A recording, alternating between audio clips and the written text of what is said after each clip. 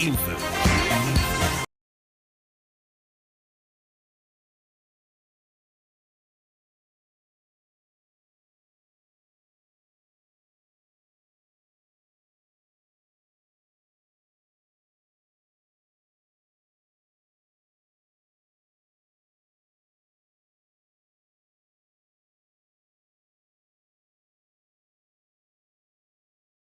With us right here on 92.3 Nigeria Info. Today is Wednesday, November 30, 2022. Collect your PVC and vote. Your vote is your voice. On the news this evening, court strikes out suit against the Rivers APC governorship candidate, Tony Cole.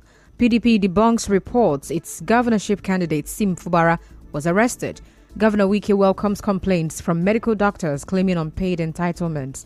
FEC approves compulsory mother tongue instruction in all primary schools. And on the foreign scene, students killed as bomb blast hits Afghan school. I am Constance Mega. The Federal High Court in Port Harcourt has struck out a suit by one of the APC governorship aspirants, Bernard Miko, against the APC governorship candidates Tony Cole, INEC and Ojukaye Flagamakri for lack of jurisdiction. Recall that Bernard Miko had asked the court to direct INEC to disqualify Tony Cole on the claims that the primaries held on May 26 was marred with irregularities and that Mr. Cole has a questionable character, following a report of white paper that indicted him.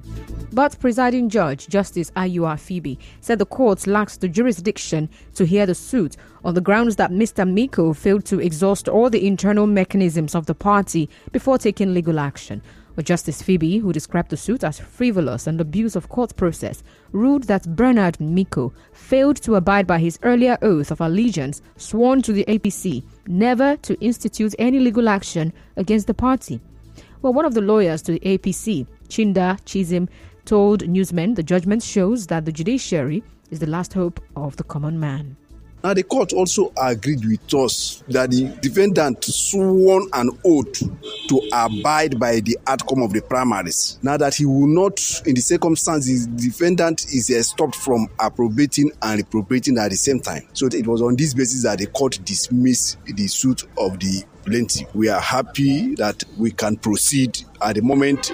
There is no impediment against the party or the governorship candidates.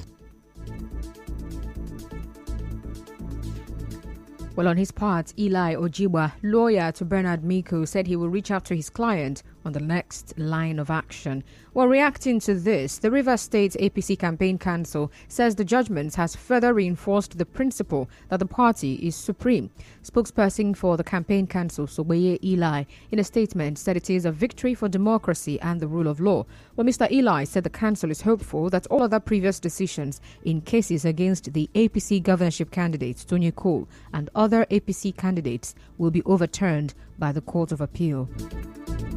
In another development, the PDP Campaign Council in Rivers State has debunked reports that its governorship candidate for the 2023 elections, Siminalayi Fubara, has been arrested. Chairman, Publicity and Communications Committee of the State PDP Campaign Council, Obonna Nwuke, said this today in reaction to social media reports that Fubara had been arrested by security operatives. Mr. Nwuke says the claims are just rumors. It is on record that SIM has a judgment in his favor against the EFCC. That judgment has asked the anti-graft agencies to pay damages to the flag bearer of the PDP for maligning his image. There is no evidence that the court's decision has been overturned. Besides, Sim is busy going about his normal business as a citizen and a gubernatorial candidate of the PDP in Rivers State. No amount of falsehood will change the truth. The truth is that Sim is a free man who is free under our laws. Rumor mongering has never won an election.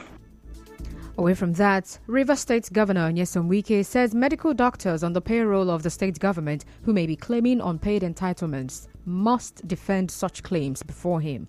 Well, Governor Wike said this while commissioning the Rivers State University Teaching Hospital, RSUTH, Reno Center and House Officers' Quarters in Port Harcourt. He also acknowledged the brain drain affecting the health sector. If you know the government is showing you genuinely not sitting down to work out anything, I will pay. But you must defend it before me. It's not just going to bring paper. I don't believe in that. When you talk about brain drain, it's not only associated to the medical profession. So many people leave this country because of unemployment, because of insecurity, because the tools to work are not there. But you are lucky you have the tools here. You're only talking about welfare. So clap for us first that we have provided the basic thing. Well, Governor Wike also said the first phase of the Trans-Calabari Road will be commissioned this December. By the grace of God, this December, we are going to commission the first phase of Trans-Calabari Road. That is a major live-around area. I have told anybody who cares, I will not leave a debt, 1 naira debt for my successor. I will not. I want you to start on a clean note as well. Now, on his part, Chief Medical Director of RSUTH, Friday Aaron, said the hospital has begun training staff that will handle and maintain the equipment in the renal center. And so we want to pledge that for the renal center, we will maintain the equipment, we will work on it, and our people will get the best at a competitive rate, realizing that it's a government hospital. For the house officers' quarters, we have already designed, we have come up with guidelines, because I remember as you commissioned it, he said in two weeks' time it will change. We have developed guidelines to ensure that what you have given to us will be utilized appropriately and adequately.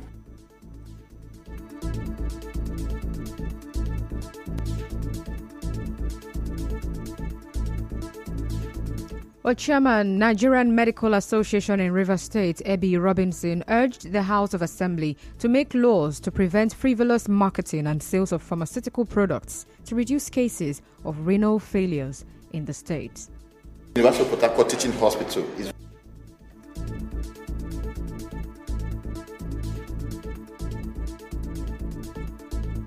I want to mention that such renal diseases cannot be overemphasized because there are a lot of pharmacological products and concoctions being sold everywhere. I want to crave indulgence to please let the House of Assembly make laws to prevent the marketing and sales of pharmacological products in the churches, in the parks, and in buses. This will, as a method of prevention, control and reduce the prevalence of renal diseases.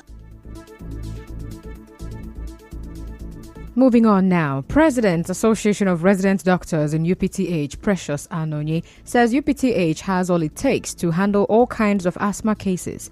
Well, his comments come after angry youths blocked the entrance of the teaching hospital to demand an explanation to how their friend, popular social media influencer Olayemi Folorunsho, who was brought in alive, died. But Dr. Anonye said Yemi's case was just unfortunate. University of Port Harcourt Teaching Hospital is very capable and ready to handle asthma cases. And we have complete human research on the ground. We have a full pulmonology team. We have a cardiothoracic. But then we need to be sure, especially for the case of what happened in UPTH yesterday, is it just a clear-cut asthma case or is it an asthma that is complicated?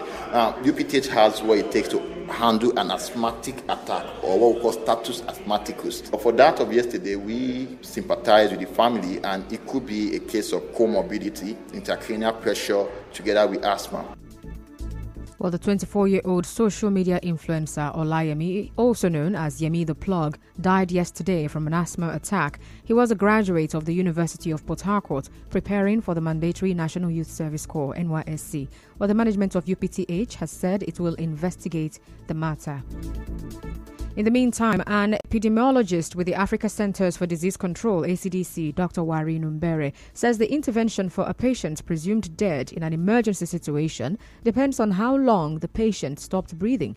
He said to determine if a person is dead, vital signs like the breathing and pulse are checked, irrespective of the body being warm. But Dr. Numbere also told our correspondents that no form of identification is required before emergency interventions are done.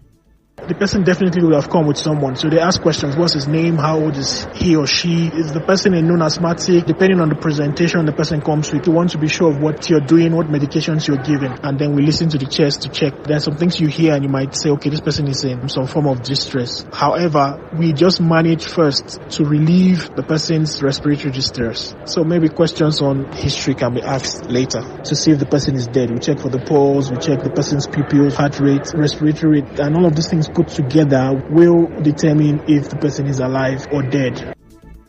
A World Health Organization representative, Richard Koko, says the rotavirus vaccine will reduce the number of deaths by diarrhea. Dr. Diko said this during the launch of the rotavirus vaccine in Rivers State. In doing so, we will reduce diarrhea diseases caused by the rotavirus. And in most instances, when these have been introduced, up to 50% of deaths from rotaviruses have been reduced. So it's a good investment, and I want to really say that the Rivers State government is going in the right direction in doing so.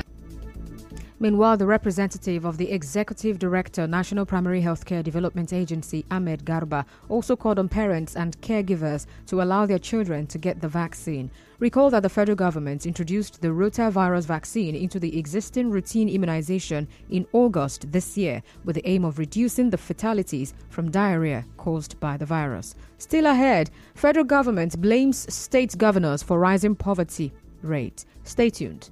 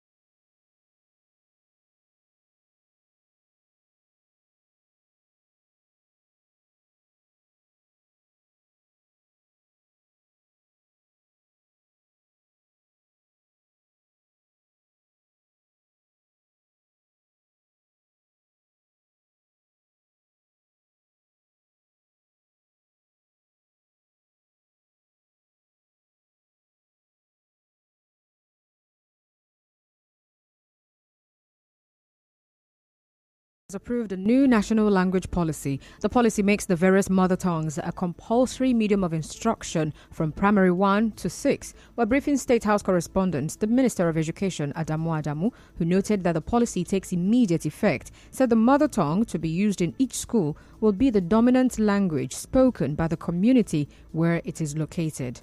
In business, the federal government has blamed state governors for the rising poverty levels across the federation. The Minister of State for Budget and National Planning, Claire Magba, told newsmen after the Federal Executive Council meeting today that the federal government's social investment plan has not impacted well because state governors focus on executing bogus projects rather than improving lives in the rural areas.